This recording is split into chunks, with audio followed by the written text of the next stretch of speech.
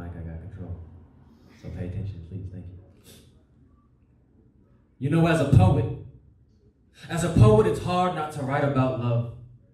So in attempts to stray away from a niche I find myself obsessed with, I find controversies like politics.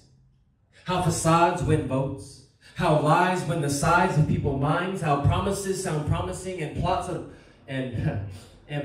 devised to promote plights. And then I remembered how hard it is not to write about love. How facades win the balance of a heart. How lies intertwine your mind with mine, finding forced commonalities. How promises promote hopes and beliefs leading to plight. And then I remembered, I tried to write about race. Where there are no finish lines, but I want mine to be in first place. How I can find bias based off skin tones. How prejudice leads the blind to the leading the blind. How mine is better than yours, but let's find reasons why we are equal. And then I remembered how hard it is not to write about love. How this felt like a foot race where I wanted you to take the lead so I can follow at your pace, being cautious of any missteps I may help with along the way. How I find biased based off your skin tone because you become the most beautiful thing to me. How a preconceived opinion that's not based on reason can lead me to blindly fall in love since love has no logic, but it makes so much sense. How yours and mine remind me of those stupid his or her novelties. How my point is better than yours, but compromise is the only course of action to take. Next came my attempts to write about self-worth.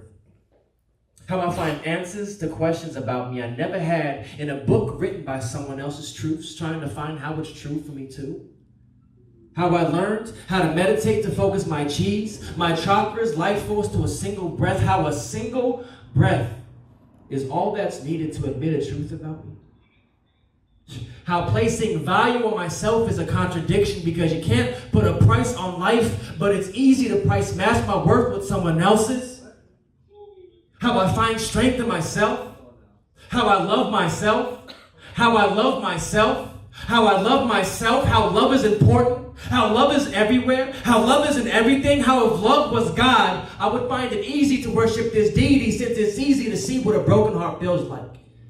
Therefore, we know it's real, and the only faith part about it is having faith that you'll fall in love again. Oh, yeah. And then I remembered how hard it is not to write about love. Thank you.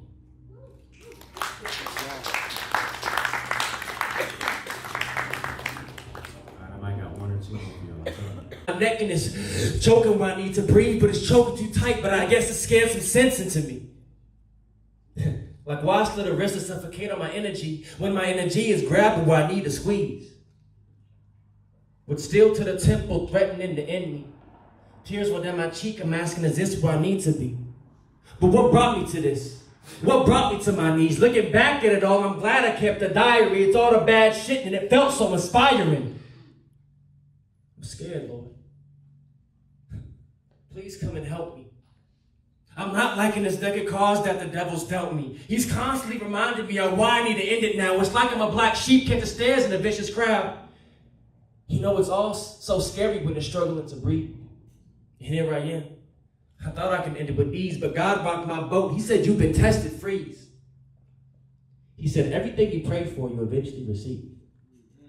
Suicidal thoughts, never thought I could be so weak. It's like I have life, but I can also be its thief. So please, never turn your back if you have a friend in need. And Lord, please forgive these suicidal tendencies because I've never been depressed. I've never been depressed. I've never been mad, happy, sad, or in denial. Maybe just a little bit. But immediately I try to fix it.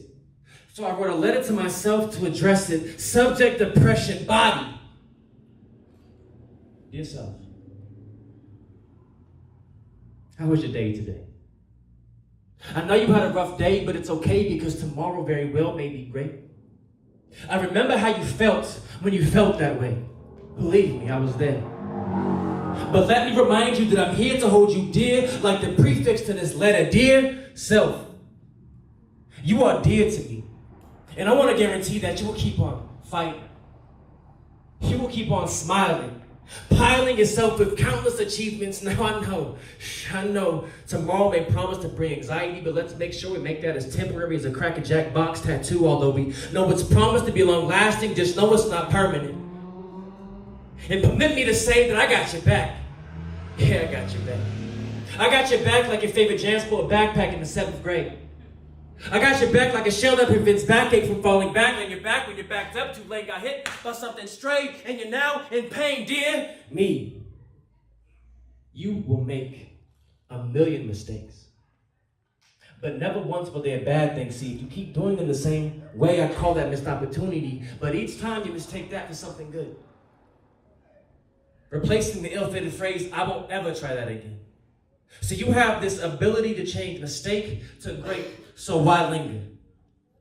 Why linger like that must that stains the air? You hate the smell of smoke, but resorted to toast just to exhale temporary relief and inhale regret and self-disappointment. Now it's okay.